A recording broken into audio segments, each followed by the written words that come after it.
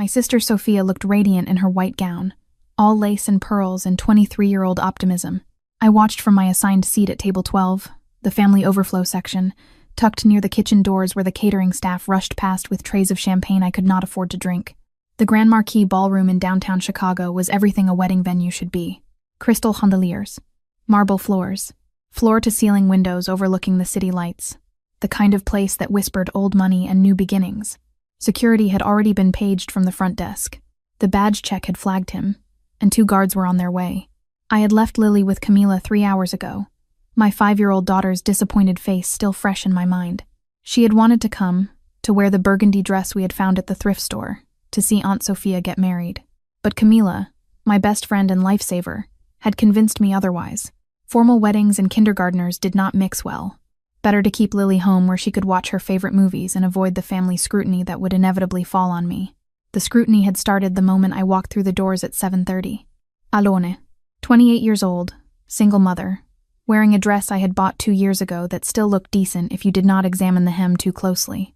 My cousin Vanessa had swept past me in the receiving line, her designer maternity gown showing off a 7-month pregnancy that she wore like a crown.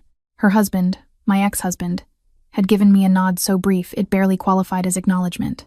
Tyler, the man, had walked out when the pregnancy test came back positive, then married my wealthy cousin 6 months later.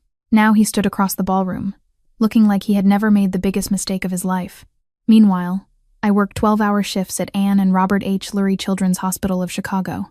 I came home to a daughter who asked why she did not have a daddy. I tried not to calculate how many extra shifts I would need to cover next month's rent. "Jessica, darling, you came alone?" My mother's voice carried that particular tone that managed to sound concerned and disappointed simultaneously. She had appeared at my table during the cocktail hour, my father trailing behind her with the same uncomfortable expression he always wore when forced to acknowledge his daughter's failures. "We had hoped you might bring someone. There are several eligible men here from the Martinelli family. You remember them, do not you? They own that restaurant chain." "I am fine, Mom." I had forced a smile I did not feel. "Lily sends her love to Sophia." "Oh, yes. The baby." My mother's use of the word baby for my 5-year-old daughter spoke volumes. "Camila's watching her, I assume? Such a shame you cannot afford a real nanny." They had moved on before I could respond, circulating among guests who actually mattered, family who had made something of themselves. My older sister Lauren and her surgeon husband, cousins with graduate degrees and stock portfolios. And then there was me, the pediatric nurse who had dropped out of medical school when she got pregnant, who lived in a 1-bedroom apartment in a neighborhood that was optimistically described as up-and-coming. I tapped 911 and left the line open in my pocket, letting the dispatcher triangulate while the building's doorman was alerted by a neighbor's text. Giovanni begged me not to formalize a report yet, not until we knew which faction would retaliate fastest. Dinner had been interminable. 7 courses of food I barely tasted while conversations swirled around me. The couple to my left discussed their vacation home in Aspen. The woman across from me showed off an engagement ring that probably cost more than I made in 6 months. I smiled and nodded, and wondered if anyone would notice if I left early. Then came the dancing. The DJ announced the couple's first dance, and Sophia floated across the floor in her new husband's arms. My parents danced next, looking every bit the proud family. Lauren and her husband joined them. Even my younger cousins paired off, laughing and spinning under lights that cast everything in soft focus. Outside the windows, clouds had gathered over Chicago's skyline. The weather forecast had promised clear skies all weekend, but nature had other plans. Thunder rumbled in the distance, barely audible over the music. Within minutes, water began streaming down the glass in sheets, turning the city lights into abstract streaks of color. "May I have this dance?" Tyler's voice behind me made every muscle in my body tense. I turned to find him standing there alone, Vanessa presumably taking a bathroom break or holding court somewhere with her gaggle of admirers. "No, thank you." I kept my voice level. Professional. The same tone I used with difficult parents in the pediatric ward. "Come on, Jess. For old time's sake." He was using that boyish charm that had worked on me once upon a time. Before I had realized charm was all he had to offer.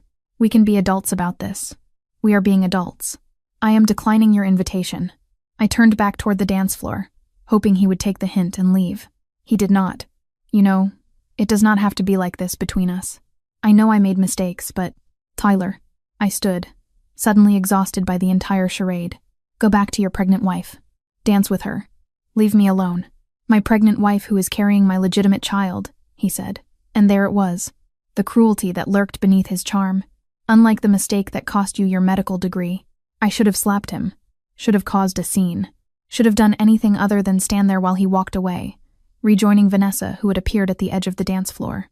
She looked at me across the room, one hand on her rounded belly, and smiled a victor's smile.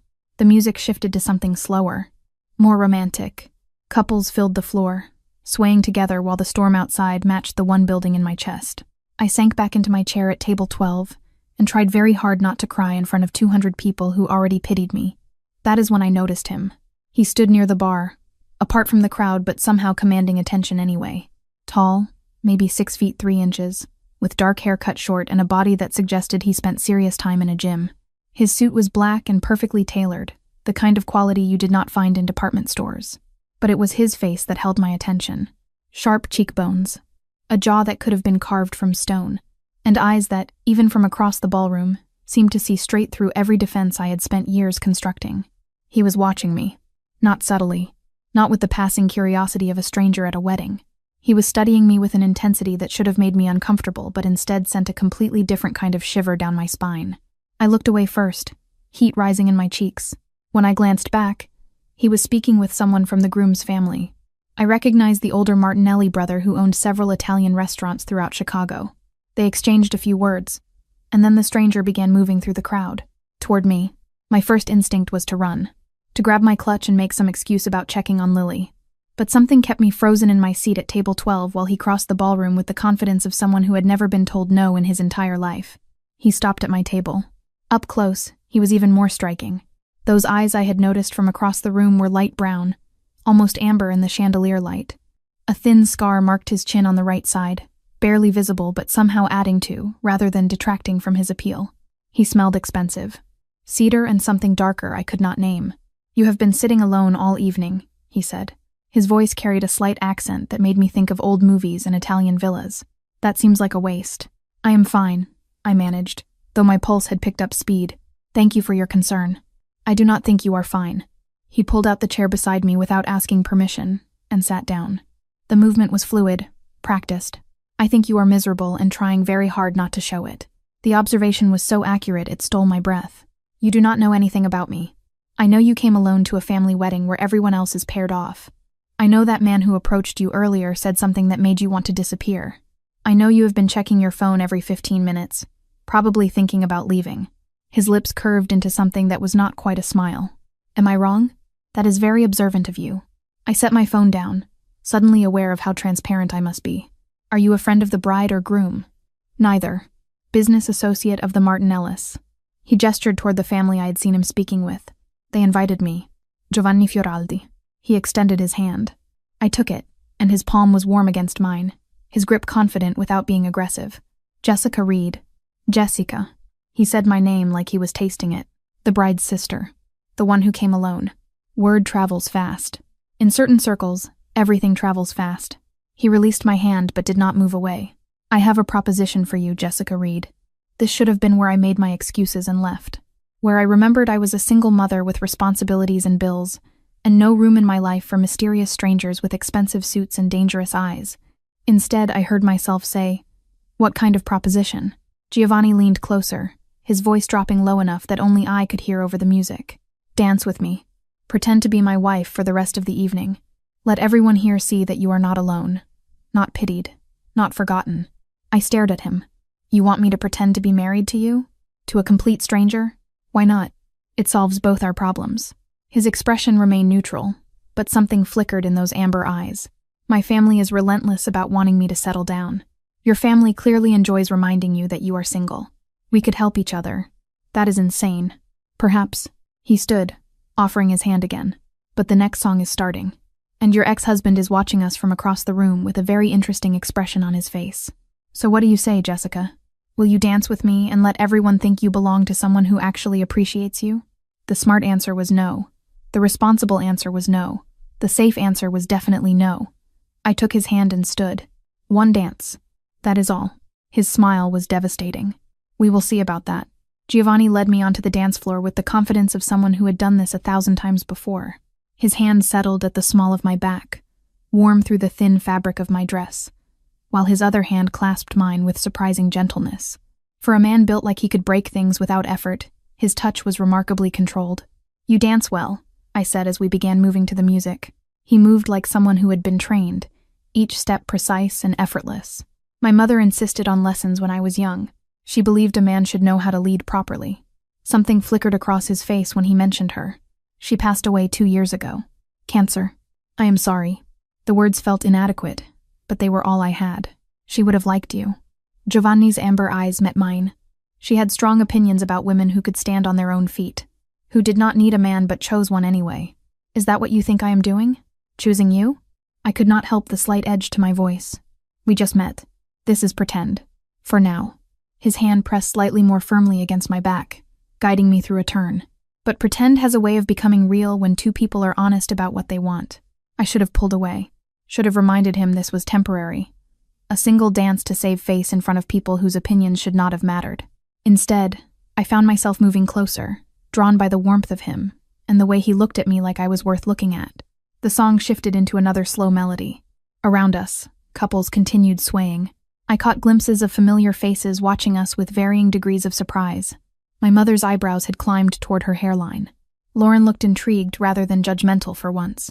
And Tyler was staring from his position near the bar with an expression I could not quite read. "Your ex-husband is very interested in our dance," Giovanni observed quietly. "How do you know he is my ex?" "The way he looked at you when he approached earlier.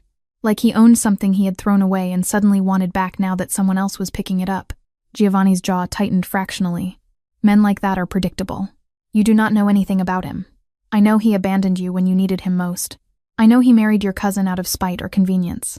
And I know he is not worth the tears you have been holding back all evening." Giovanni's voice remained level, but steel ran beneath the calm surface. "Am I wrong about any of that?" I opened my mouth to argue, then closed it. "You are very presumptuous. I prefer observant." He guided me through another turn. "And I am right. Am I not? Being right does not give you the right to say whatever you want." "No, but being honest does." We danced in silence for a moment before he spoke again. "I apologize if I have overstepped. It is a fault of mine. I see problems and I want to fix them. I am not a problem that needs fixing. No. You are a woman who deserves better than what life has dealt her recently." His thumb traced a small circle against my back, the gesture unconscious and somehow intimate. "Let me give you that. Just for tonight." The song ended. Applause rippled through the ballroom. Giovanni released me slowly, as if reluctant to let go, then offered his arm. "Shall we return to your table? I believe your family will have questions." They did. The moment we sat down, Giovanni pulling out my chair with the ease of someone raised with old-world manners, my cousin Sandra descended on us like a hawk spotting prey. "Jessica, you did not mention you were bringing someone." Her smile was predatory. "Are you not going to introduce us?" "This is Giovanni Fioraldi," I said, trying to sound casual. "Giovanni, this is my cousin Sandra. A pleasure." Giovanni's smile was polite and gave nothing away. "Your family throws beautiful weddings." "Oh, I am not immediate family. Just a cousin." Sandra's eyes raked over him, cataloging every expensive detail. "Are you from Chicago, Mr. Fioraldi?" "Em now. My family is originally from Naples, but business brought me here several years ago." He draped his arm across the back of my chair, the gesture possessive and protective at once. "Jessica and I have been seeing each other for a few months. Quietly. She prefers to keep her private life private." The lie rolled off his tongue so smoothly I almost believed it myself. Sandra looked between us, clearly trying to reconcile this new information with everything she thought she knew about my life. "A few months? Jessica, you never said anything. Like Giovanni mentioned, I prefer privacy." I reached for my water glass, needing something to do with my hands, especially after everything with Tyler. Sandra nodded knowingly. "Of course, that must have been so difficult, but it looks like you have landed on your feet." She leaned closer, lowering her voice to what she probably thought was discreet. "He is gorgeous. Where did you two meet?" "The hospital," Giovanni answered before I could stumble through my own lie. "My business partner's son was admitted to the pediatric ward. Jessica was his nurse. She saved his life with her quick thinking during a complication." He looked at me with such apparent affection that my breath caught. I asked her to coffee to thank her. She said no 3 times before finally agreeing. "That sounds like Jessica," Sandra laughed, always so serious. More family members approached throughout the evening. Giovanni handled each interrogation with the same effortless charm, weaving details into our fake relationship that sounded entirely believable. He remembered everything I had told him during our dance and incorporated it seamlessly. When my aunt asked about my daughter, he knew Lily's name and age without hesitation, mentioned her love of drawing and how bright she was for 5 years old. "You are very good at this," I murmured when we finally had a moment alone. The reception had moved into the later hours, guests loosening up as the alcohol flowed and the dancing grew less formal.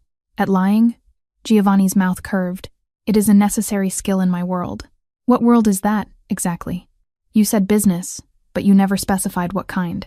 "Import and export." "Among other things." His hand found mine on the table, fingers lacing through mine.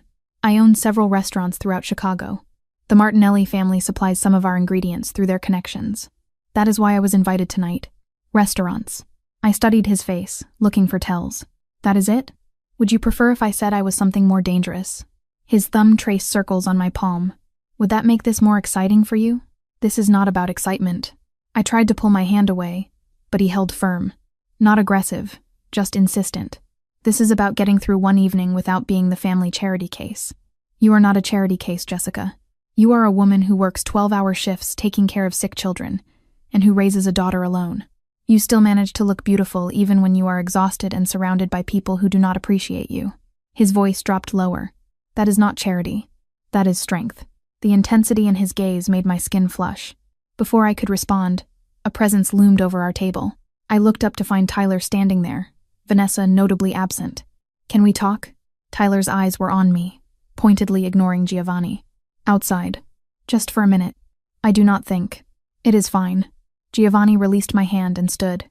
"I need to speak with the Martinellis anyway." "Take your time." He walked away before I could protest, leaving me alone with the man who had broken every promise he had ever made to me. Tyler sat in Giovanni's vacated chair, his cologne overwhelming in its familiarity. "Who is that guy?" Tyler demanded without preamble. "And do not give me the hospital story. That is obviously bullshit." "Why would it be bullshit?" "I work at a hospital. People meet there all the time." "Because you would have mentioned him. You tell Camila everything, and Camila cannot keep a secret from anyone." Tyler leaned closer. "I have been asking around. Nobody has heard of any Giovanni Fioraldi in the medical community." "He is not in the medical community. His business partner's son was a patient." I stood, suddenly exhausted by this entire conversation. "And frankly, Tyler, who I am seeing is none of your business. You made that clear when you walked out while I was pregnant. That was different. I was not ready to be a father. But you are ready now? With Vanessa?" I gestured toward where his wife stood across the ballroom, one hand resting on her pregnant belly. "Or is this baby more legitimate because she can afford the life you wanted?" Tyler's face darkened. "Do not act like you are better than us. You are the one showing up with some stranger, pretending you have moved on. Maybe I have moved on." The words felt true as I said them, even though Giovanni was a fabrication, a convenient fiction to get through one night. "Maybe I am finally happy." "Happy?" Tyler laughed, harsh and bitter.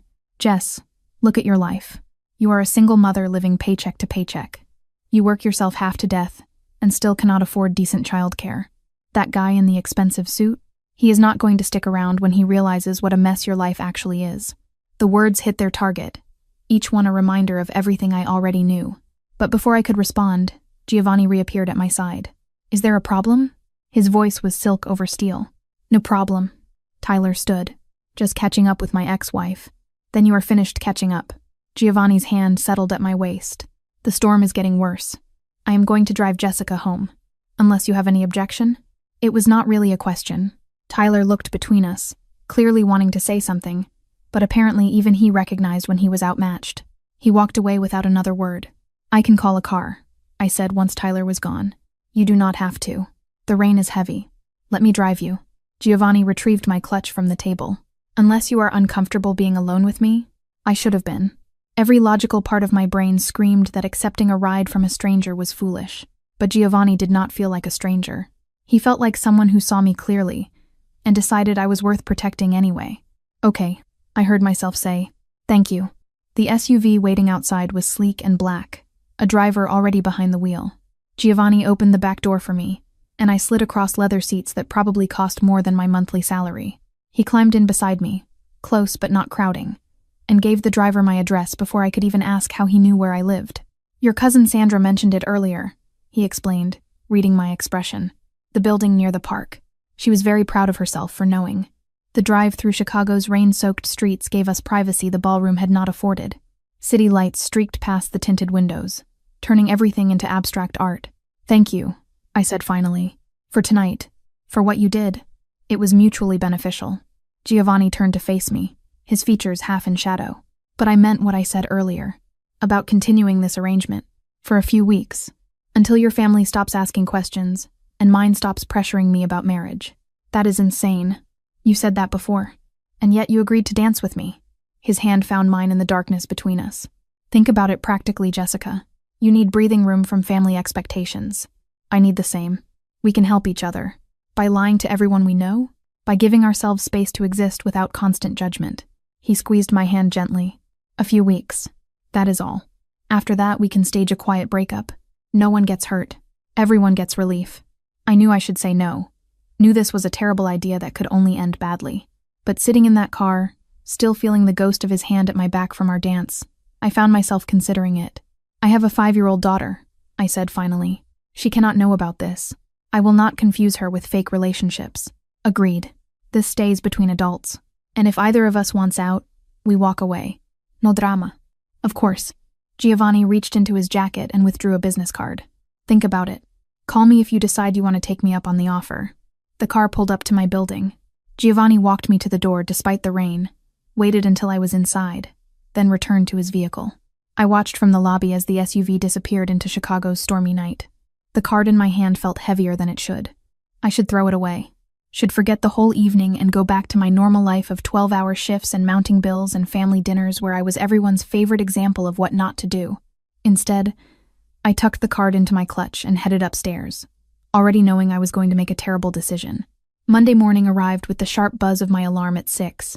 I dragged myself out of bed after 3 hours of restless sleep, my mind still replaying Saturday night in fragments.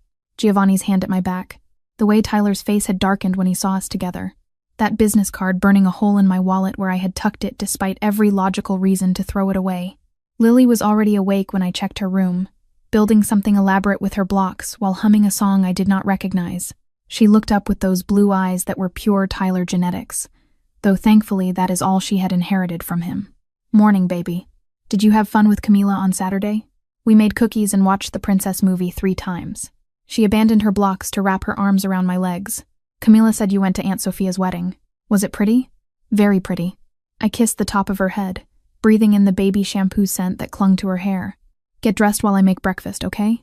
We have to leave in 40 minutes. The 12-hour shift at Lurie Children's started at 7 sharp.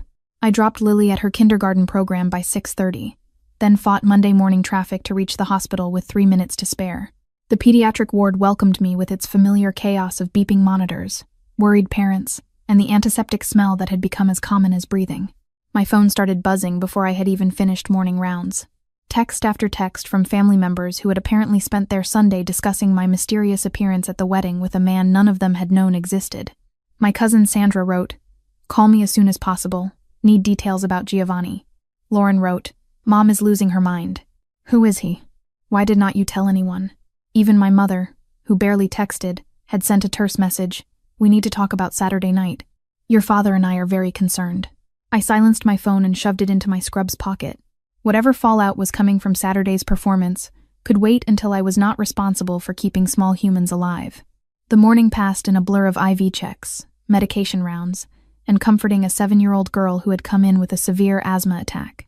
By noon, I had managed to push thoughts of Giovanni and his ridiculous proposal to the back of my mind. This was my real life. Sick kids and overworked nurses. I save children for a living, which pays enough to survive but never enough to quiet the worry. I was updating a patient chart when Tyler appeared in the hallway outside the nurse's station. He should not have been able to get past security without a patient relation, but Tyler had always been good at talking his way into places he did not belong. "We need to talk." He planted himself in front of me, blocking my path. "Now, I am working." I tried to step around him. "And you are not supposed to be up here without authorization." I told them I was visiting my daughter. His jaw was tight, that vein in his temple throbbing the way it always did when he was angry, which I should be able to do, by the way. "You never let me see Lily. You never asked to see Lily." I kept my voice low, aware of the other nurses pretending not to listen. "And she is not a patient here, so that excuse will not hold up if security checks." Tyler moved closer, lowering his voice to match mine. Who is Giovanni Fioraldi? And do not give me that hospital story again. I have been asking around. Nobody in Chicago's medical community has heard of him. Maybe because he is not in the medical community. Maybe because his life does not revolve around impressing people in your social circle. I finally managed to step around him. Now leave before I call security myself. Is he paying you? The question stopped me cold. I turned back slowly. Is that what this is? Some arrangement where he gives you money and you show up at events pretending to be his girlfriend? The accusation stung more than it should have.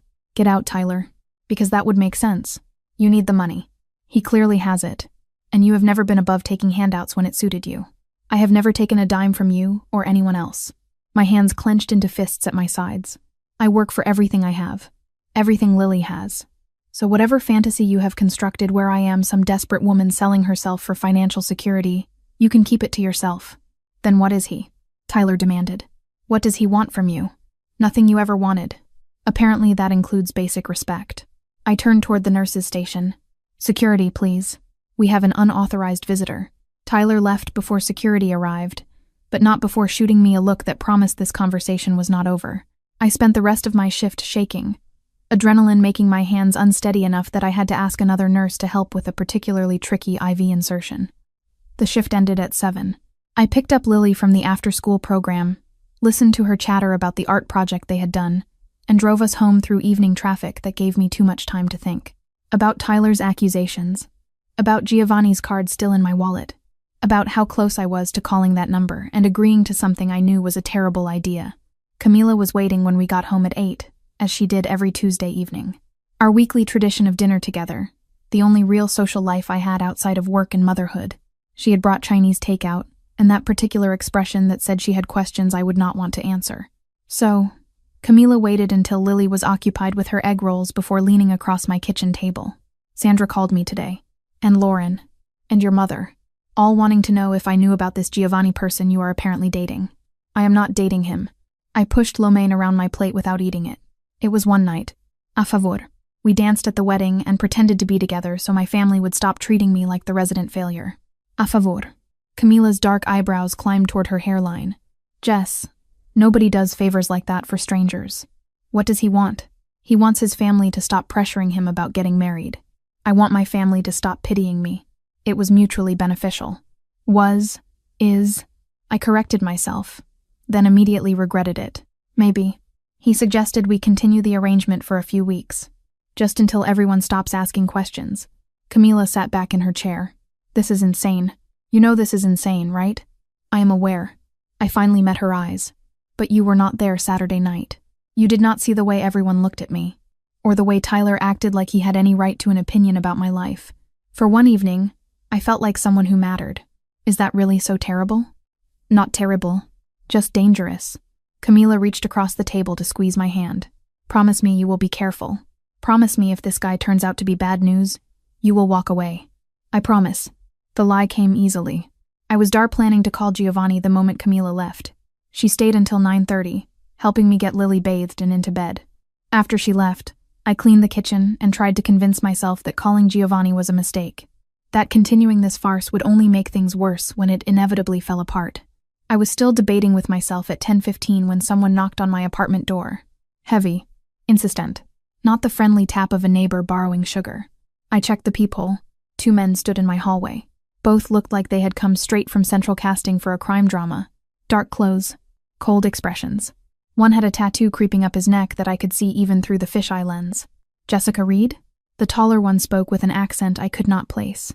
Russian, maybe. We need to talk about Giovanni Fioraldi. Every instinct screamed at me not to open that door. I do not know who you are talking about. We saw the photos. From the wedding. The second man held up his phone, showing me an image I recognized. Me and Giovanni on the dance floor, his hand at my back, both of us looking at each other like we actually belonged together. You are his woman. That makes you someone we are interested in talking to. I am not his anything. We are friends. That is all. My hand found my phone in my pocket. And if you do not leave, I am calling the police. Call them. The taller man shrugged. We will be gone before they arrive. But we will be back, Jessica Reed. And next time, we hope you will be more cooperative. Mr. Volkov does not like being ignored. I was done being a currency. If they had ever used my name to trade favors, I needed to be present to bankrupt its value. I wore a thin underlayer panel under my coat and left a driver idling, engine-warm phone on speaker to a doctor who owed Giovanni a favor. They walked away before I could respond.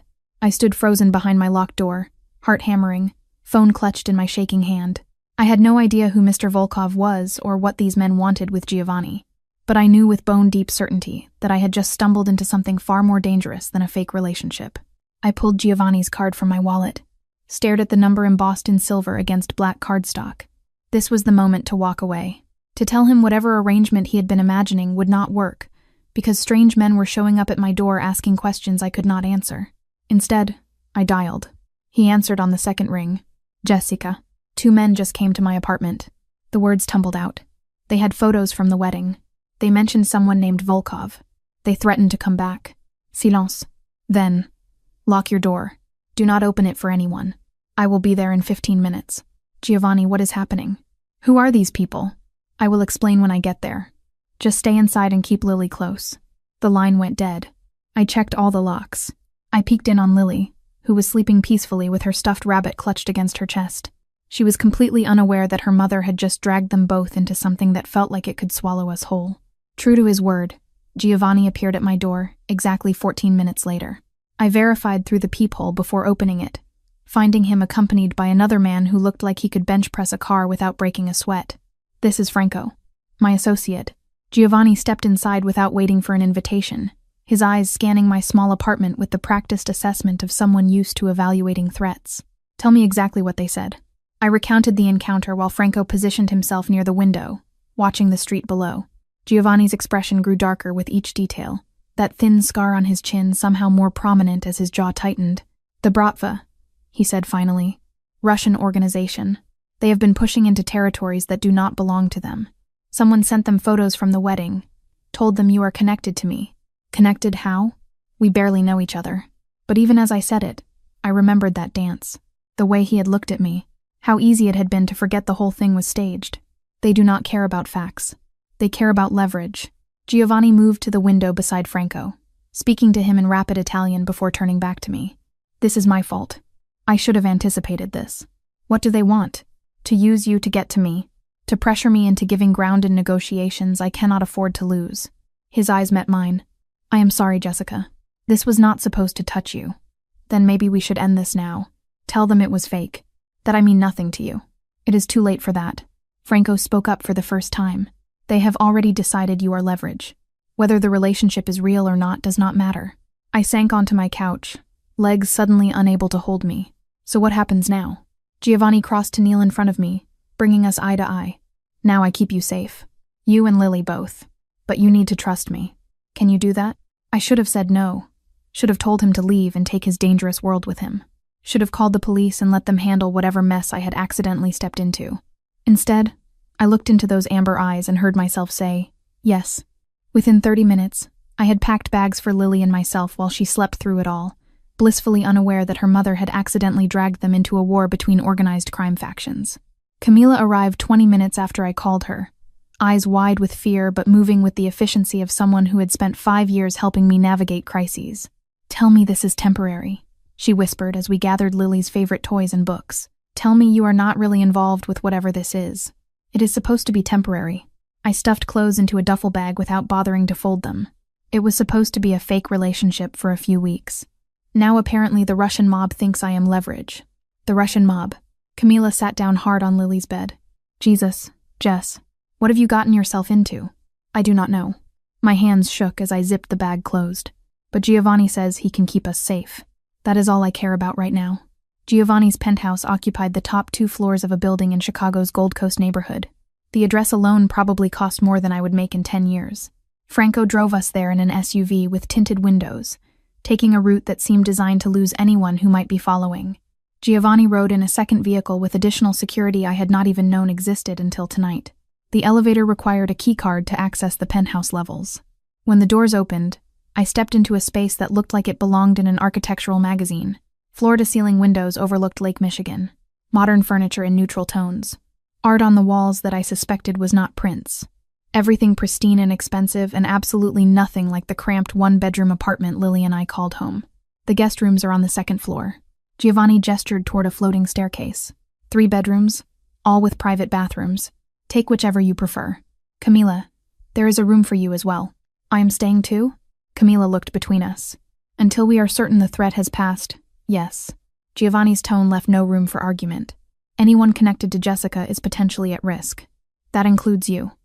How long are we talking? Days? Weeks? I adjusted my grip on the bag containing Lily's things. I have to work. Lily has school. We have lives that do not stop just because. I have already arranged coverage for your shifts at the hospital.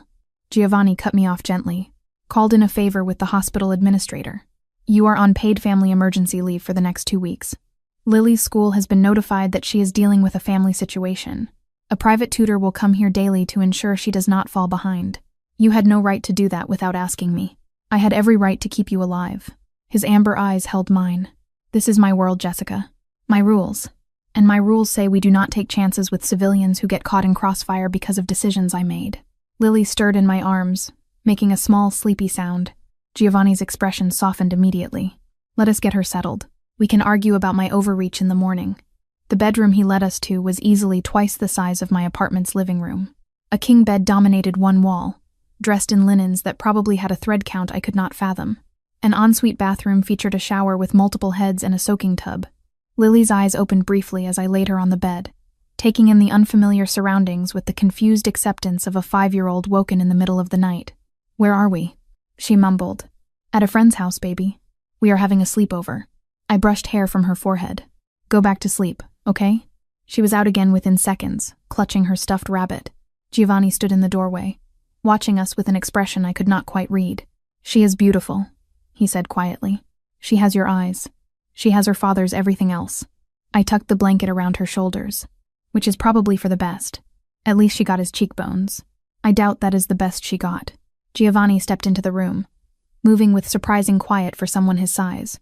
He stopped beside the bed, looking down at Lily with genuine interest rather than the polite disinterest most childless adults showed. How old did you say she was? 5. She will be 6 in March. I smoothed the blanket one more time, needing something to do with my hands. She is smart, top of her class in reading, loves drawing and dinosaurs and asking questions I do not always know how to answer. Like what? Like why her daddy does not come see her. Or why some kids have 2 parents and she only has 1. The words came out rougher than I intended. She stopped asking as much after Tyler got remarried. I think even at 5, she understood that ship had sailed. Giovanni's jaw tightened. He is a fool. He is a lot of things. Fool is probably the kindest. We stood there in silence, watching Lily sleep. It felt strangely intimate, this shared vigil over my daughter. Like we were partners in her protection, rather than strangers thrown together by circumstances neither of us had planned. I should let you rest. Giovanni moved toward the door. If you need anything, there is an intercom system. Just press the button and someone will respond. Giovanni. I stopped him before he could leave. Thank you for all of this. I know I do not fully understand what is happening or why, but thank you for keeping her safe. Something flickered in his eyes. I will always keep her safe, Jessica. Both of you. That is a promise. The next 3 days blurred into a surreal existence that felt nothing like my real life. I woke Wednesday morning to find Lily already up and exploring the penthouse with the fearless curiosity of childhood. Camila was in the kitchen making breakfast, while Giovanni conducted a meeting via phone in his study, speaking rapid Italian that sounded both beautiful and vaguely threatening. A pediatrician arrived at 10 to give Lily a complete checkup. I stood by, reflexively ready to intervene, but the doctor was gentle and thorough and clearly accustomed to working with anxious mothers. Giovanni appeared halfway through the exam, asking intelligent questions about Lily's vaccination schedule and whether her recent cold had fully resolved. You remember I mentioned a cold? I asked after the doctor left, giving Lily a clean bill of health. You told me she had missed school 2 weeks ago because of it. At the wedding, Giovanni handed Lily a tablet loaded with educational games. I pay attention when people tell me things, Jessica. Thursday brought the private tutor, a cheerful woman named Mistress Patel who had Lily reading and practicing math within minutes. Giovanni sat in on part of the lesson, then surprised both of us by helping Lily with a drawing project afterward. He drew with the competence of someone who had had training, creating a surprisingly detailed sketch of a horse that had Lily demanding he teach her the technique. My mother insisted on art lessons, he explained, guiding Lily's small hand to show her how to shade properly. She believed a well-rounded education included beauty as well as business. I watched from the kitchen where Camila and I were pretending to discuss meal planning, while actually observing Giovanni with my daughter. The way he crouched to her level when speaking to her. How he praised her efforts without condescending. The patience he showed when she asked the same question 3 times in different ways. He is good with her, Camila murmured. Surprisingly good. I know. That scared me more than the Russian mob somehow. Because Lily was already asking when we would visit Mr. Giovanni's house again. Already drawing pictures that included a tall man with dark hair standing beside us. Already filling a father-shaped hole I had tried for 5 years to pretend did not exist. The sexual tension I had felt at the wedding intensified with proximity. Giovanni worked from home those 3 days, conducting business from his study while I tried to occupy Lily and avoid dwelling on how aware I was of him in every room. The way he moved. How he smelled like cedar and expensive soap. The timbre of his voice when he spoke Italian on the phone. Passionate and commanding in ways that made my skin flush. We would have dinner together each evening. The 4 of us around his massive dining table. Giovanni would ask Lily about her day, listen with genuine interest to her rambling stories about the tutor and the games she had played with Camila. Then, after Lily went to bed, we would sit on his terrace overlooking the lake and talk about things that had nothing to do with fake relationships or Russian threats. He told me about his mother, Sophia, who had died when he was 33, how cancer had stolen her slowly, giving him months to say goodbye but never enough time, how she had made him promise to find someone who challenged him, who would not just accept his world but would push him to be better within it. She would have liked you, he said Thursday night, our 3rd evening on the terrace. She had strong opinions about women who stood on their own feet, who worked for what they had. She came from nothing, you know. Married my father when she was 19, and turned herself into the kind of woman who could hold her own in his world. What world is that? I had been wanting to ask since Tuesday night. You keep referring to your business, but you have never actually told me what you do. Giovanni took a long sip of the wine he had been nursing. I own restaurants. 4 locations throughout Chicago, all Italian cuisine. That much is true and legal. But I also oversee operations that are not listed on any business license. Territory that my father secured and I have maintained. Arrangements with other organizations that keep Chicago running smoothly for those who know where to look. You are Mafia. It was not a question. I prefer to think of it as community organization with flexible ethics. His mouth curved slightly.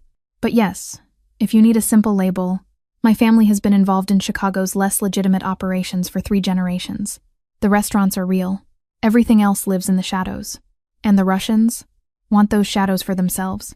They have been pushing into territories that traditionally belong to Italian families, testing boundaries, using violence where my father would have used negotiation. He set down his wine glass. I am trying to maintain peace. They see that as weakness. Friday afternoon, Franco appeared in Giovanni's study where I had been reading while Lily napped. His expression was grim. We have identified the leak, he said without preamble. The source of the photos. The one who told the Bratva about Jessica. Giovanni stood from behind his desk. Who? Her cousin, David Reed. He has been working with the Russians for 6 months, feeding them information about families they might leverage. When he saw the wedding photos on your aunt's social media, Jessica, he recognized an opportunity. My stomach dropped. David? My cousin David? Franco nodded. He told the Bratva about your relationship with Giovanni, even mentioned that it started as a pretense.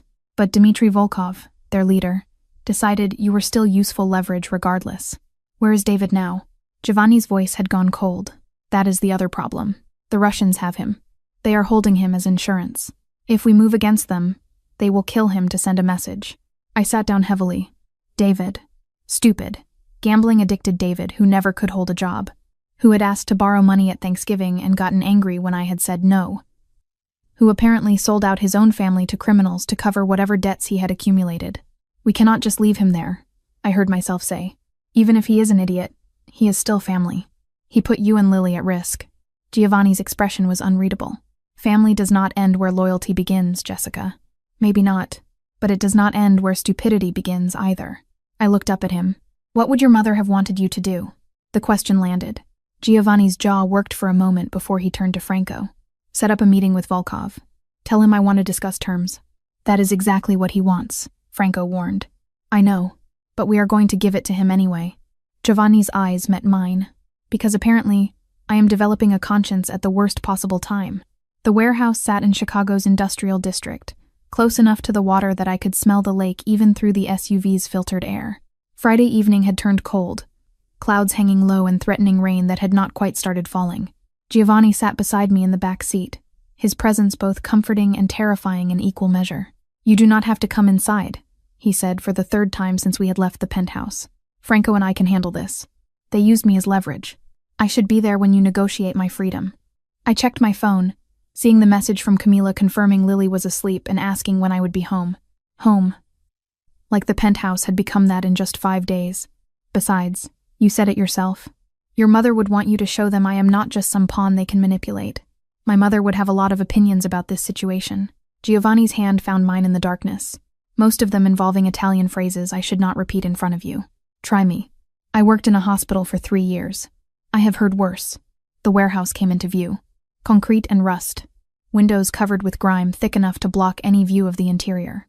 2 black sedans were already parked outside, their occupants leaning against the vehicles with the casual menace of men who had done violence and expected to do more. Franco exited the SUV first, scanning the area with practiced efficiency before nodding to Giovanni. We stepped out into air that tasted like metal and old grease. One of the Russian men opened the warehouse door, gesturing us inside without speaking. The interior was exactly what I had expected from every crime movie I had ever seen. Empty space. Shipping containers stacked along the walls. Overhead lights that barely cut through the shadows. And in the center, a folding table with 3 chairs. 2 men sat on one side. The younger one I recognized from Tuesday night, the man who had come to my apartment with photos and threats. The older man had to be Dmitry Volkov. Late 50s, gray haircut, military short, eyes that held the kind of cold I associated with men who had learned cruelty young and perfected it over decades. Mr. Fioraldi. Volkov's English carried a thick accent, but remained clear. You brought your woman. How American of you. Jessica wanted to be here. Giovanni pulled out the chair on our side of the table for me before sitting. Since this situation involves her directly, it involves her because you made it involve her. Volkov's gaze settled on me, assessing. Pretty thing. I see why you would claim her at a wedding. Though our sources tell us the relationship began as performance. Fake husband for desperate single mother. Very romantic. What we started as does not matter. I spoke before Giovanni could respond. You are using me to pressure him. That makes me part of this conversation. The younger Russian laughed. Volkov silenced him with a look that could have frozen fire. Bold. Volkov leaned back in his chair. Your cousin David said you had pride. Said it is why you refused to help him when he needed money. Do you know where David is now, Jessica Reed? Franco told me you have him. We do. In a basement not far from here. He owes us $30,000 from gambling debts. We offered him a way to work it off. He gave us information about your family. About this wedding. About the photos his aunt posted on social media showing you with Mr. Fioraldi. Volkov pulled out his phone, tapping the screen before turning it to face us. Beautiful photos. You look very happy together. The image showed Giovanni and me on the dance floor. The way we were looking at each other. Even I had to admit it did not look staged. It looked real, like 2 people who had found something worth holding on to. David made his choices. Giovanni's voice carried steel beneath the calm surface. What he owes you is between you and him. But Jessica is between you and me. Volkov pocketed his phone, and that makes her valuable. So let us discuss terms. You have territory in the financial district that we want. 3 blocks. You give us those blocks, we release David, and we forget about using pretty nurses as leverage. No. The word came from me before I had consciously decided to speak. Both men turned to look at me with identical expressions of surprise. You do not get to threaten people's families and then negotiate like that as reasonable behavior. Jessica. Giovanni started. No. I stood. Adrenaline overriding every survival instinct that screamed at me to stay quiet. You want to intimidate Giovanni? Fine. That is your world. But you came to my apartment. You threatened my home where my 5-year-old daughter sleeps. You are holding my idiot cousin who made terrible decisions but does not deserve whatever you are doing to him in that basement. My hands braced against the table. What kind of men threaten children? What kind of organization builds power? By terrorizing women in their own homes. Volkov stared at me. The warehouse had gone silent except for the distant sound of traffic outside. You think you can shame me? His voice remained level, but something dangerous flickered in his eyes. We are not in the business of shame, Miss Reed. We are in the business of results. Then here is a result for you. I am not afraid of you anymore. The lie tasted like copper, but I forced the words out. You wanted me to be leverage? You wanted Giovanni to cave because he is protecting me? Well, congratulations. You have made me understand exactly what kind of people you are. And I am telling you right now, I would rather watch everything fall apart than give you 1 inch of what you want through fear. Giovanni stood slowly, positioning himself slightly in front of me. Jessica speaks for both of us. But I will offer you something better than capitulation.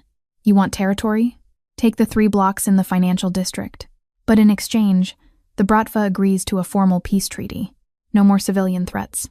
No more kidnapping cousins. No more showing up at apartments where children live. You would give us what we want? Volkov looked between us, clearly trying to find the trap. I would give you something I was already planning to phase out. Those 3 blocks are scheduled for major redevelopment. Commercial property values are about to tank when the city announces the new zoning laws next month. Giovanni's expression remained neutral. You want them? Take them. Deal with the headache of managing them when they become worthless. Meanwhile, we establish clear boundaries. You stay on your side. We stay on ours. And civilians remain off limits for both organizations. Volkov was quiet for a long moment. Then he looked at me again. Your woman has courage. Foolish courage, but courage nonetheless. He stood. We accept your terms. 3 blocks. Peace treaty. Civilians are off limits. He extended his hand to Giovanni. And for what it is worth, Mr. Fioraldi, if this relationship truly started as performance, I suggest you make it real. Women who speak truth to power are rare. My wife was one. I was smart enough to keep her. The handshake happened quickly. Terms were agreed upon with the efficiency of men who understood how these arrangements worked. David would be released within the hour, deposited at a hospital with instructions not to contact his family for 6 months. The 3 blocks would transfer to Bratva control by the end of the week. We walked out of that warehouse into air that had started spitting rain. I made it to the SUV before my legs gave out, adrenaline crash hitting like a physical blow. Giovanni caught me, guiding me into the back seat before sliding in beside me. That was either the bravest or stupidest thing I have ever witnessed, Franco said from the front seat as we pulled away. I am still deciding which. Both, I managed. Definitely both. You stood up to Dmitry Volkov. Giovanni turned to face me. Do you understand how rare that is? How few people have ever spoken to him that way, and lived to tell about it. I was not thinking about living. I was thinking about Lily sleeping in your penthouse. About David being tortured in a basement. About how tired I am of men with power deciding who gets hurt and who gets protected. My hands shook. I am a pediatric nurse, Giovanni. I save children for a living, which pays enough to survive but never enough to quiet the worry. He kissed me. One moment I was spiraling into panic, and the next his mouth was on mine, hot and demanding and tasting like everything I had been trying not to want since Saturday night. His hand cupped my jaw, thumb tracing my cheekbone while his other arm wrapped around my waist, pulling me closer across the leather seat. I kissed him back, poured 5 days of tension and fear and unexpected connection into it. His lips moved against mine with a confidence that suggested he knew exactly what he was doing. My body responded with an enthusiasm that should have embarrassed me, given Franco was 3 feet away pretending very hard not to notice. When we finally broke apart, both breathing hard, Giovanni rested his forehead against mine. I have wanted to do that since you looked up at me from table 12 and agreed to dance, he said quietly. Since you stood in my penthouse holding your daughter and told me you did not trust easily but you would trust me with her safety. Since you just stood in a warehouse and told a Russian mob boss that he could not threaten children in your city. Your city, I corrected. This is your world, not mine. Maybe. But you just proved you can stand in it without being swallowed. His thumb brushed across my lower lip. Jessica, this stopped being fake somewhere between Saturday and tonight. You know that, right? I did know. Had known since watching him draw horses with Lily. Since he had held my hand while talking about his mother. Since I had fallen asleep on his terrace listening to him speak Italian on the phone and feeling safer than I had in 5 years. This is complicated, I whispered. Everything worth having is complicated. He kissed me again, softer this time. A promise instead of a question. Stay. Not because you are in danger. Not because of some arrangement we made at a wedding. Stay because you want to see where this goes when it is real. The SUV pulled up to the penthouse building. Franco cleared his throat quietly. A reminder that we had an audience and a 5-year-old waiting upstairs. I have a daughter, I said. If this falls apart, it is not just me who gets hurt. Then we make sure it does not fall apart. Giovanni helped me out of the vehicle. One day at a time. One decision at a time. Starting with you deciding that what happened tonight changed things. We rode the elevator in silence. Camila met us at the door, took one look at my face, and asked 0 questions. She grabbed her jacket and let Franco drive her home, leaving Giovanni and me standing in his living room at midnight with the weight of what just happened settling between us. I should check on Lily, I said. You should. He did not move to stop me. But Jessica? Think about what I said. About staying. Not as a guest. As someone who belongs here. I went upstairs to find Lily sleeping peacefully, completely unaware that her mother had just negotiated with criminals and kissed a man who made her forget every reason why she should not. I watched her breathe, this perfect thing I had created with a man who had never deserved her. I tried to figure out if I was brave enough to risk both our hearts on someone who actually might. Downstairs, Giovanni waited. Upstairs, my daughter slept. And somewhere between those two floors, I made a decision that terrified me more than any Russian mobster ever could. I was falling in love with Giovanni Fioraldi, and for the first time since Tyler walked out, I was going to let myself see where that fall might lead. Sunday morning light filtered through the penthouse windows, waking me before my alarm. I had spent most of the night replaying Friday's kiss. The warehouse. Dmitry Volkov's calculating eyes. The way Giovanni had looked at me when he said this stopped being fake somewhere along the way. I found him in the kitchen making coffee, already dressed despite it being barely 8. Lily was still asleep upstairs, giving us a rare moment of privacy. "We need to talk," he said, handing me a mug. "About what happens next." I was thinking the same thing. I wrapped my hands around the warm ceramic. This whole arrangement was supposed to be temporary. A few weeks of pretending until our families backed off. But now it is complicated. Giovanni leaned against the counter, studying me with those amber eyes that saw too much. Franco informed me this morning that David was released from the hospital. He has been told to stay away from Chicago for 6 months. The Bratva threat is neutralized. The peace treaty is holding, which means you and Lily are safe to return to your normal lives. The words should have brought relief. Instead, they felt like a door closing. So that is it? Threat over, arrangement ended? I tried to keep my voice neutral. "Thank you for the hospitality. See you around?" That is one option. Giovanni set down his coffee. Or I can offer you another one. Franco has contacts who specialize in creating new identities, clean documents, new city, new life. I can give you and Lily complete protection, set you up somewhere far from Chicago where neither Tyler nor anyone from my world can touch you. Financial security, fresh start, everything you would need. You are offering to make us disappear. The realization hit like cold water. To get us away from you. To give you a choice that does not involve staying near danger just because you feel obligated. His expression remained carefully neutral. "I brought you into this mess, Jessica. The least I can do is give you a clean exit." Before I could respond, small footsteps pounded down the stairs. Lily appeared in her pajamas, hair wild from sleep, clutching her stuffed rabbit. "Morning, Mom." "Morning, Mr. Giovanni." She climbed onto a stool at the kitchen island. "Are we having pancakes?" "Mr. Giovanni makes really good pancakes." "I can make pancakes," Giovanni said, already pulling ingredients from the refrigerator. "Chocolate chip or blueberry?" "Both." Lily bounced in her seat. "Mom, can we stay here forever? I like it here. And Mr. Giovanni said he would teach me to draw buildings today." My heart cracked. "Baby, we have been imposing on Mr. Giovanni's hospitality. We cannot stay forever." "Why not?" She looked between us with 5-year-old logic. "He has lots of rooms. And he does not mind, do you, Mr. Giovanni?" Giovanni met my eyes over Lily's head. "I do not mind at all." "Lily, sweetie, go wash your hands before breakfast," I said gently. She hopped off the stool and scampered toward the bathroom, leaving us alone again. "She is already attached to you," I said quietly. "That is exactly what I was afraid of. If we leave now, she will ask questions I do not know how to answer. Then do not leave." Giovanni began mixing pancake batter with practiced efficiency. "Stay. Figure out what this could be when it is not about protection or arrangements. When it is just about 2 people who might actually want to see where this goes. You run a criminal organization, Giovanni. You negotiate with Russian mobsters. You have enemies who would use me and Lily as leverage if they knew we meant something to you." My hands tightened around the coffee mug. How am I supposed to build a life around that kind of danger? By understanding that my world is not separate from who I am. It is part of me. But so is the man who makes pancakes for your daughter and wants to teach her architecture. The man who stayed up 3 nights running security checks to make sure you could sleep safely. The man who would burn down half of Chicago before letting anyone hurt you. He poured batter onto the griddle. "I am not asking you to love the criminal. I am asking if you can love the whole complicated mess of who I actually am." Lily returned before I could answer, chattering about the drawing lesson and could she please have extra chocolate chips. We ate breakfast together like a family, and the domesticity of it terrified me more than any warehouse confrontation. Because this felt right. Natural. Like we had been doing this for years instead of days. After breakfast, I made a decision. I am going to work tomorrow. Back to my regular shift at the hospital. Giovanni looked up sharply. That might not be wise. The treaty with the Bratva is new. We do not know. I need to do this, I interrupted. I need to prove to myself that I can have a normal life. that I am not just hiding in your penthouse waiting for the next threat.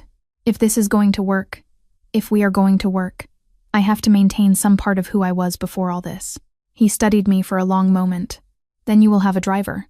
And security at the hospital. Non-negotiable. Fine. I had learned to pick my battles. But invisible security.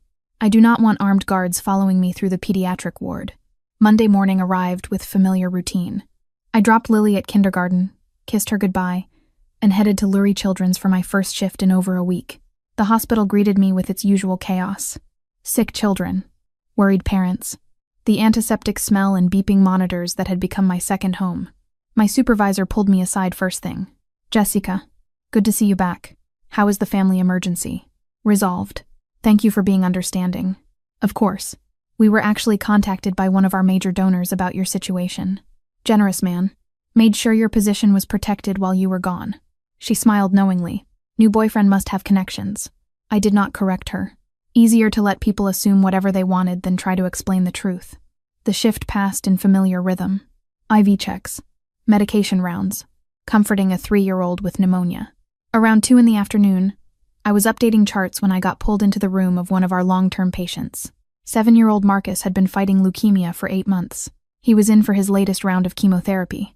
Weak, but still somehow optimistic. Nurse Jessica. He brightened when I entered. You are back. I missed you. I missed you too, buddy. I checked his vitals, noting them in his chart. How are you feeling today? Tired. But Mom says I am a fighter. He picked at the hospital blanket. Nurse Jessica, can I ask you something? Always. Do you believe in happy endings? Like in the movies? The question hit harder than it should have. I sat on the edge of his bed, choosing my words carefully. I believe happy endings are possible when people are brave enough to fight for them. Even when things get scary. Even when it seems easier to give up. My mom says that too. She says we have to be brave. Marcus looked at me with eyes too old for 7. Are you being brave about something, Nurse Jessica? Out of the mouths of children. Yeah, Marcus. I think I am. Then you will get your happy ending. Just like me. His confidence was absolute. We are both fighters. I left his room with tears stinging my eyes, and a clarity I had not felt in days. Marcus was fighting for his life every single day. And here I was, hesitating to fight for my own happiness because it came wrapped in complications. My shift ended at 7.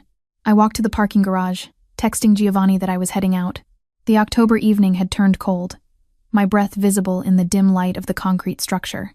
The garage cameras caught everything, and hospital security walked in 30 seconds after he fled. That is when Tyler appeared, stepping out from between 2 cars. We need to talk. His voice was tight with barely controlled anger.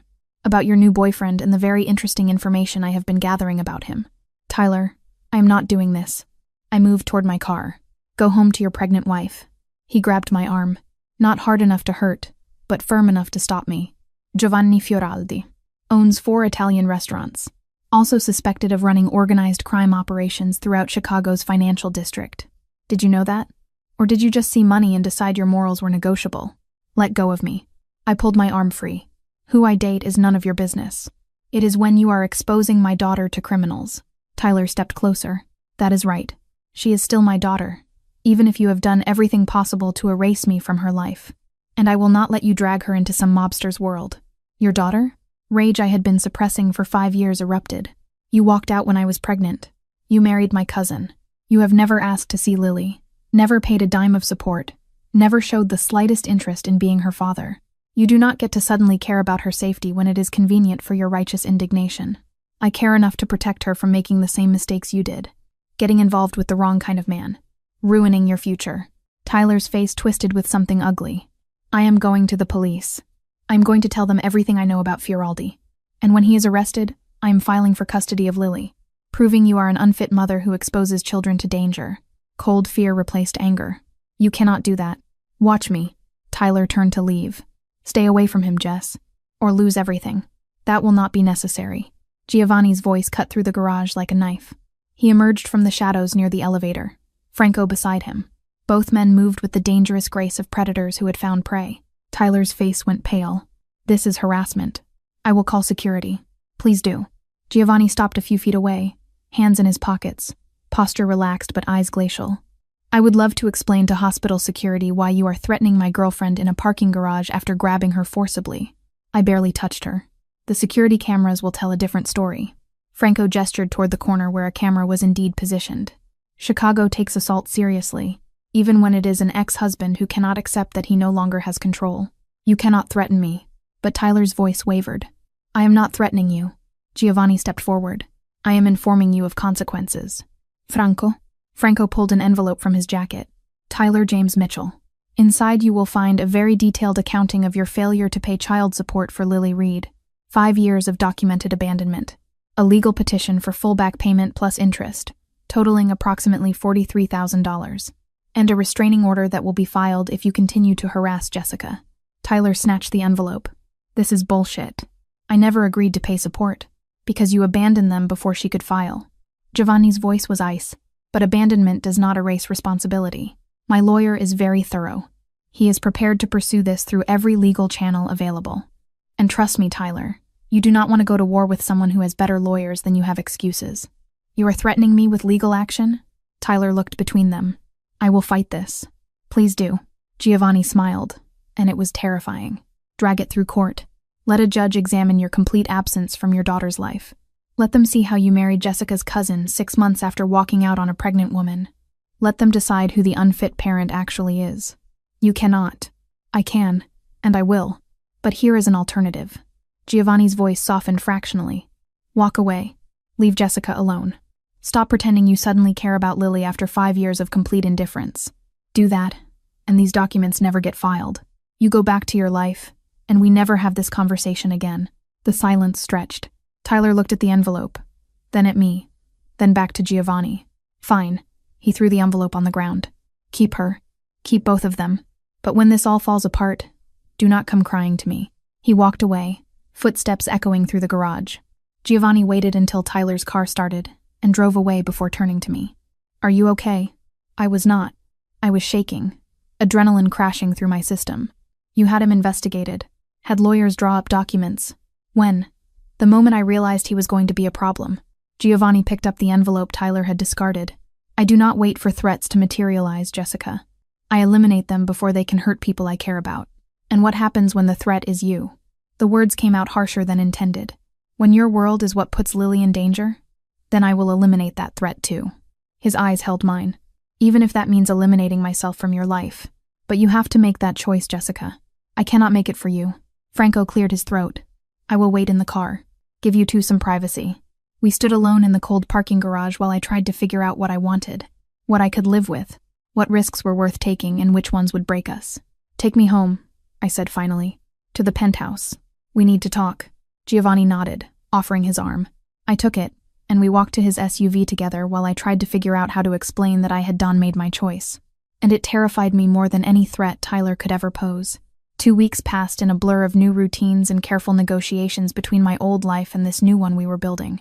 I had moved most of my clothes to the penthouse but kept my apartment, using it as a quiet space. This was for when I needed to think, or when Lily had play dates with school friends. Their parents did not need to know about the complicated man who had entered our lives. Giovanni proved remarkably adaptable to the chaos of living with a 5-year-old.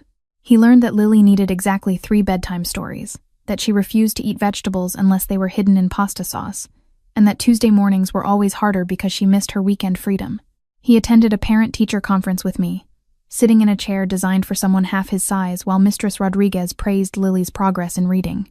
She is a bright girl, the teacher had said, looking between us with obvious approval.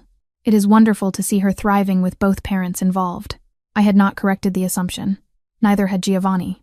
Camila adapted to the new arrangement with surprising grace.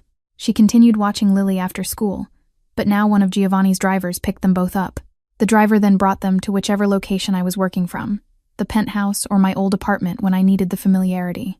The driver, a quiet man named Anthony who treated Lily like a beloved niece, became part of our extended family. This is insane, Camila said one afternoon while Lily colored at the kitchen island. 2 weeks ago you were a single mom barely making rent. Now you are living in a penthouse with a man who has actual security teams. I know. I poured her tea, a ritual we had maintained despite everything changing. Does it make me a terrible person that I am happy? It makes you human. She squeezed my hand. But be careful, Jess. Happiness this sudden can disappear just as fast. My family's reaction had been more complicated. My mother called daily, torn between pride that I had landed someone successful and concern about how little she actually knew about Giovanni. Lauren, however, surprised me by being genuinely supportive. She had invited us to dinner Saturday night to celebrate her 32nd birthday at Giovanni's newest restaurant in River North. "I want to get to know him properly," she had said when she called. "Not as the mysterious man from Sophia's wedding, but as the person who is making my sister smile again." Saturday evening arrived with October cold that promised winter was not far behind. I dressed carefully in a forest green dress that Giovanni had insisted on buying despite my protests about him spending money on me. Lily wore burgundy velvet, her hair in braids that had taken me 40 minutes to perfect. "You look beautiful," Giovanni said when we met him in the living room. He wore charcoal gray, no tie, the top button of his shirt undone in that way that made him look simultaneously elegant and dangerous. "Both of you. Mr. Giovanni, are we going to your restaurant?"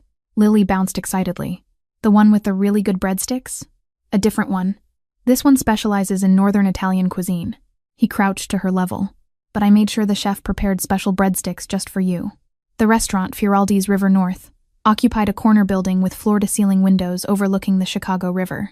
Warm light spilled onto the sidewalk, and even from outside I could hear the gentle buzz of conversation and laughter.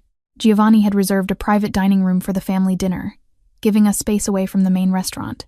Lauren and her husband Daniel arrived first.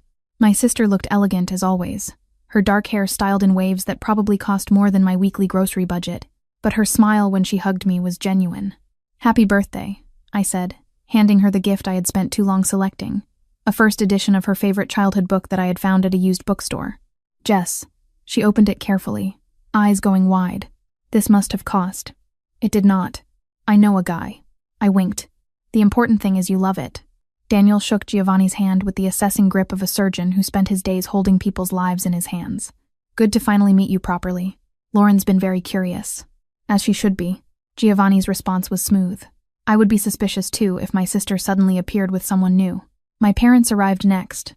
My father uncomfortable in a suit he clearly did not wear often. My mother already scanning the room with critical eyes. They had met Giovanni briefly at Sophia's wedding, but this was different. This was them evaluating whether the man dating their daughter was worthy. "Mr. and Mistress Reed." Giovanni greeted them with old-world courtesy. "Thank you for joining us to celebrate Lauren's birthday." "It is your restaurant," my mother said, accepting his hand. "We should be thanking you for hosting." Sophia and her new husband arrived fashionably late, glowing with newlywed happiness. The last to enter was Vanessa, her pregnancy now impossible to ignore at 8 months. She came alone, Tyler notably absent, and the sight of her made my chest tighten with complicated emotions. "Jessica." She kissed my cheek with perfunctory affection. "You look well." "So do you." It was not entirely true. She looked exhausted, the kind of bone-deep tired that went beyond pregnancy. "How are you feeling?" "Large. Uncomfortable. Ready for this to be over." Her hand rested on her swollen belly. "Tyler sends his regrets." "Business trip." The lie was obvious. Tyler was avoiding this dinner specifically to avoid Giovanni and me. Part of me was grateful. Part of me wanted him to see what he had walked away from. Dinner was served in courses, each more exquisite than the last. Giovanni had clearly instructed his chef to impress, and they had succeeded. The conversation flowed easily once the initial awkwardness faded. My father, who rarely spoke about anything personal, found himself discussing architecture with Giovanni. Lauren and Daniel asked intelligent questions about the restaurant business. Even my mother seemed charmed by the way Giovanni ensured everyone's wine glass stayed full, and how he had arranged for Lily to have her own special mocktail in a fancy glass. But it was watching Giovanni with Lily that seemed to win them over completely. She had grown sleepy after dinner, curling against his side on the upholstered bench. He had adjusted automatically, keeping one arm around her small shoulders as he continued his conversation with my father. He absently stroked her hair in a gesture so natural, it looked like something he had done 1,000 times before. "He is good with her," Lauren murmured to me when we stepped away to use the restroom. I did not expect that. Neither did I. I checked my reflection, smoothing my dress. But he is. He is patient and kind, and he treats her like she matters. Because she does matter. To him. Lauren met my eyes in the mirror. "Jess, I have been worried about you for years. Watching you work yourself to exhaustion, raising Lily alone, never letting anyone help. But seeing you tonight, you are different. Lighter. Like you are finally letting yourself be happy. I am trying." My throat tightened. "Is that okay? Am I allowed to be happy with someone like him? Someone like him?" Lauren turned to face me fully. "You mean someone successful who treats you with respect?" Who clearly adores your daughter? Who looked at our judgmental family and decided you were worth navigating all that drama? She squeezed my shoulders. Jess, he is not the problem. Tyler was the problem. Mom's expectations were the problem. You thinking you did not deserve better was the problem. We returned to find dessert being served, an elaborate tiramisu birthday cake that had Lily's eyes going wide with delight. Lauren blew out her candles surrounded by family, and for the first time in 5 years, I did not feel like the outsider. I felt like I belonged. Vanessa left shortly after cake, claiming exhaustion. But before she went, she stopped beside my chair. I am glad you are happy, she said quietly. I mean that. I thought I was taking something you wanted. But maybe you dodged a bullet. Tyler is not. She paused, choosing words carefully. Tyler is not what I thought he was. Vanessa, do not. She held up her hand. I made my choices. You made yours. I just wanted to say I see now that you got the better deal. She nodded toward Giovanni, who was showing Lily how to properly fold a napkin into a swan. Hold on to that one. Men like that are rare. She was gone before I could respond, leaving me with questions I did not know how to ask, and sympathy I had not expected to feel. The evening wound down slowly. My parents thanked Giovanni profusely, my father even going so far as to suggest they should have dinner again soon.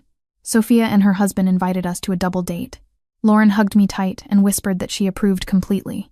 We drove home through Chicago's glittering nightscape, Lily asleep in her car seat between us in the back of the SUV. Giovanni's hand found mine across the space, fingers lacing together in the darkness. Your family likes me, he said, sounding faintly surprised. They love you. There is a difference. I squeezed his hand. You charmed them, especially my mother, which I did not think was possible. I had help. He nodded toward Lily. Hard to dislike someone when their daughter's already claimed me as hers. Is that what she did? She told your mother tonight that I taught her to draw buildings and that she is going to be an architect like her mommy when she grows up. His voice carried warmth I was learning to recognize. Then she announced that I was her favorite grown-up after you and Camila. My heart cracked open a little wider. Giovanni, I know what you are going to say. That we need to be careful. That she is already too attached. That if this does not work out, she will be devastated. He looked at me in the dim light from passing street lamps. But Jessica, what if it does work out? What if this is what it looks like when 3 people accidentally become a family? I did not have an answer to that. But watching him carry Lily upstairs later, tucking her into bed with the practiced care of an experienced parent, I started to believe that maybe, just maybe, we were building something that could truly last. That night, after Lily was asleep and the penthouse was quiet, Giovanni found me on the terrace overlooking the lake. Thank you, he said, wrapping his arms around me from behind, for letting me into your life, for trusting me with her, for giving us a chance even when every logical reason said you should not. Thank you for making it impossible not to. I leaned back against his chest. For the past 2 weeks. For tonight. For every moment you prove that fairy tales might actually exist if you are brave enough to believe in them. We stood there watching Chicago's lights reflect off the water. And I let myself imagine a future where this was not temporary. Where the man holding me was not just someone I was falling for, but someone I had already fallen for. Where my daughter would grow up with a father figure who chose to be there instead of one who had walked away. 2 weeks. That is all it had been since the warehouse confrontation. Since Giovanni had first suggested making this real. But time did not matter when something felt this right. When coming home meant walking into a penthouse where a man waited, who looked at me like I hung the moon, and a daughter slept peacefully upstairs because she finally felt safe. Maybe Camila was right. Maybe happiness this sudden could disappear just as fast. But tonight, wrapped in Giovanni's arms under Chicago's October sky, I decided that risk was worth taking. Because some things, some people, were worth fighting for. And Giovanni Fioraldi, with his dangerous world and gentle hands and the way he loved my daughter like she had always been his, was absolutely worth it. The following Saturday evening arrived with a crispness that promised Chicago's winter was not far off. 3 weeks had passed since Sophia's wedding. 3 weeks that felt simultaneously like a lifetime and no time at all. Giovanni had insisted on hosting a formal dinner at his flagship restaurant in the Gold Coast, Fioraldi's on Astor, to celebrate what he cryptically called new beginnings. I had learned over the past weeks that Giovanni's idea of formal meant reserving the entire second floor of his most exclusive establishment, the one with a Michelin star and a 6-month waiting list for reservations, the one where even Chicago's elite had to call in favors to secure a table. You did not have to close the whole floor, I had protested when he told me his plans. I wanted privacy for what I have planned. His expression had been unreadable, that particular mask he wore when he was hiding something. Trust me. So here I stood in the penthouse bedroom we now shared, zipping Lily into a velvet dress, the color of burgundy wine, while trying to calm the butterflies rioting in my stomach. Something about tonight felt different, significant in ways I could not quite articulate. "Mom, you are going to mess up my hair." Lily squirmed away from my fidgeting hands. "Mr. Giovanni said I have an important job tonight, and I need to look perfect." "Un important job?" I straightened her collar. "What kind of job?" "It is a secret." Her blue eyes sparkled with the particular joy of a 5-year-old entrusted with classified information. "But it is a really good secret. The best secret ever." Giovanni appeared in the doorway, devastatingly handsome in a charcoal suit that probably cost more than my old car. His amber eyes swept over us both with open appreciation. My two favorite people, looking absolutely beautiful. He crouched to Lily's level. "Are you ready for your special assignment tonight?" "Yes." She bounced on her toes. "I practiced all week, like you said." "Practiced what?" I looked between them suspiciously. "You will see." Giovanni stood, offering me his arm. "Shall we?" The restaurant glowed like a jewel box when we arrived. Warm light spilled through tall windows, illuminating tables set with pristine white linens and crystal that caught the light like captured stars. But the second floor, our floor for the evening, had been transformed into something beyond a simple dinner setting. String lights were woven through the exposed brick walls. Candles flickered on every surface. And in the center of the space, a single long table had been set for 15 people, each place setting marked with a handwritten card in elegant script. My family was already there. My parents stood near the windows, my father pointing out something in the Chicago skyline to my mother, who actually looked pleased rather than critical. Lauren and Daniel chatted with Sophia and her husband near the bar. Even Vanessa had come, her pregnancy now impossible to ignore at nearly 9 months, looking exhausted but present. "Jessica." Sophia rushed over to hug me, glowing with newlywed happiness. "I am so glad you are here." Giovanni said this was important. "I do not actually know what this is," I admitted. "That is because you are terrible at letting people surprise you." Lauren joined us, kissing my cheek. "Just relax and enjoy whatever Giovanni's planned. Knowing him, it will be spectacular." Camila emerged from the kitchen entrance, her presence surprising me. "You did not think I would miss this, did you?" She hugged me tight. "Giovanni called me 3 days ago. Said I needed to be here for something special." "Everyone's conspiring against me," I muttered, but could not help smiling. Franco was the last to arrive, accompanied by his wife Maria, whom I had met twice before. He gave Giovanni a subtle nod that seemed to communicate something important before taking his seat. "If everyone could sit," Giovanni announced, his voice carrying that natural authority that made people listen. "We have much to celebrate tonight." The meal began with courses that showcased the chef's mastery. Each dish was explained by Giovanni himself, who moved between his role as host and restaurateur with practiced ease. He had seated me at the head of the table, himself to my right, Lily to my left. My family surrounded us, filling the space with conversation and laughter that felt genuine rather than obligatory. Halfway through the main course, my mother leaned across the table. "Giovanni, this is extraordinary. Jessica's very lucky to have found someone so accomplished." "I am the lucky one, Mistress Reed." Giovanni's hand found mine under the table. "Your daughter reminds me daily that accomplishment means nothing without someone to share it with." My father, who had spent most of the evening quietly observing, finally spoke. "You are good to her. To both of them. That is all a father can ask." The approval in his voice made my throat tight. My father, who had barely acknowledged my existence for 5 years, who had treated my single motherhood like a personal failure, was accepting Giovanni, accepting us, without reservation. Dessert arrived as the evening light faded completely outside, Chicago's skyline transforming into a constellation of lights beyond the windows. Individual chocolate soufflés were placed before each guest, each one garnished with gold leaf that caught the candlelight. Before we indulge, Giovanni stood, tapping his wineglass gently. "I have something I need to say. More accurately, something I need to ask." My heart stopped. Around the table, knowing smiles appeared on faces that suggested everyone but me knew what was coming. 3 weeks ago, I attended a wedding as a business obligation. I expected nothing more than mediocre food and forgettable conversation. His eyes found mine. Instead, I found Jessica, sitting alone at a table, trying so hard to be invisible when she deserved to be seen. Celebrated. Cherished. He moved to stand beside my chair. I approached her with a proposal, a fake arrangement to help us both save face with our families. And Jessica, being simultaneously pragmatic and brave, agreed. We danced. We pretended. We played our parts perfectly. Lily giggled beside me, clearly in on whatever was happening. But somewhere between that dance and this moment, pretending became real. Arrangement became relationship. And I fell completely, irrevocably in love with a woman who works 12-hour shifts to save children's lives. She also raises an incredible daughter with grace and humor, showcasing her amazing parenting skills. This woman even stood in a warehouse and told a Russian mobster he could not threaten kids in her city. Tears were already streaming down my face. Giovanni knelt beside my chair, producing a small velvet box from his jacket pocket. "Jessica Reed, I am not offering you a fake arrangement anymore. I am offering you everything real. My world, my heart, my protection, my family name. I am offering you a partnership where you are not invisible, where you are seen and celebrated every single day." He opened the box, revealing a ring that caught the candlelight and threw rainbow fractals across the table. "Will you marry me?"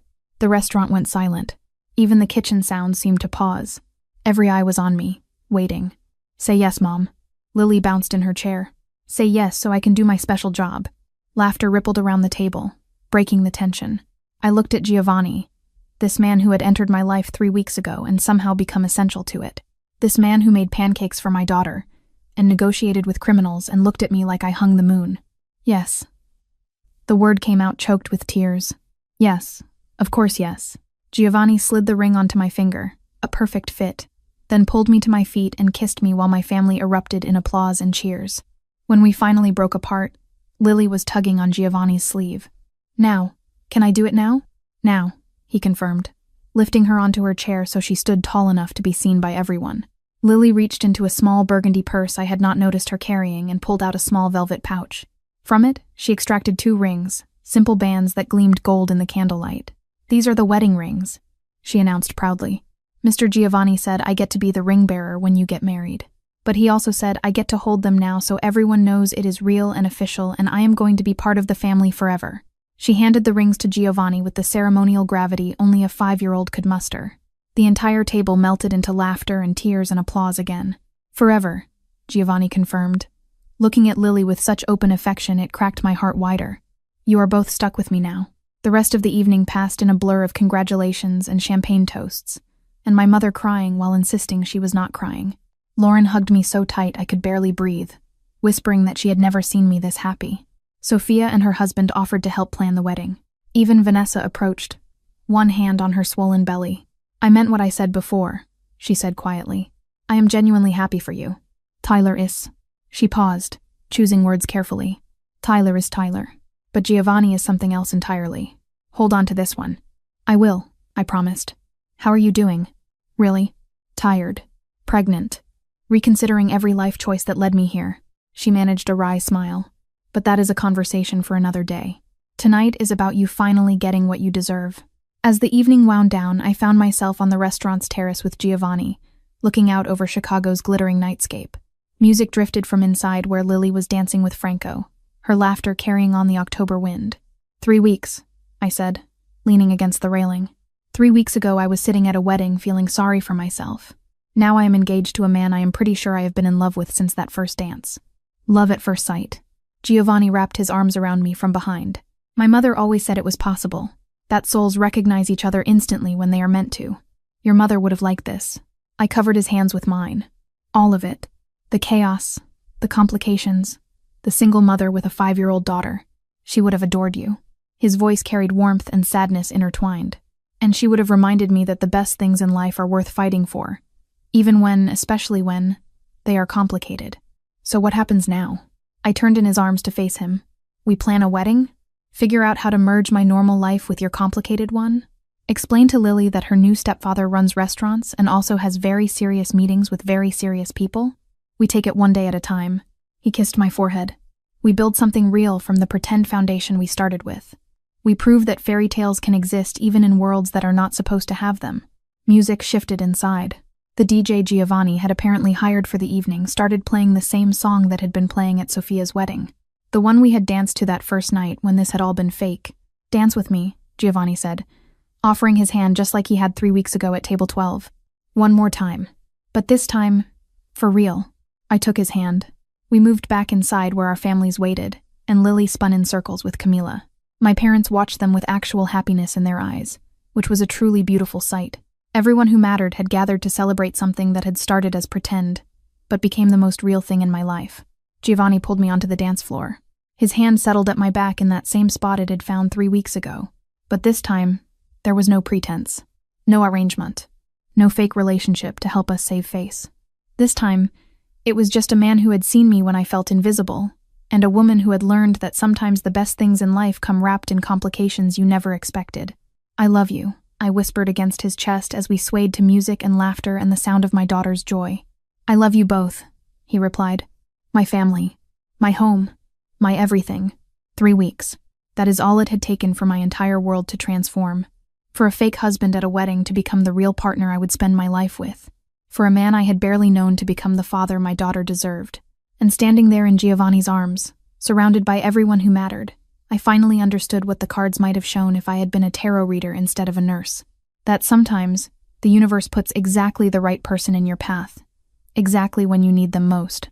That love does not follow timelines or logic or any of the rules we think it should. That sometimes, pretending to be someone's wife for one night can lead to actually becoming his wife for a lifetime. And that was the best kind of magic there was.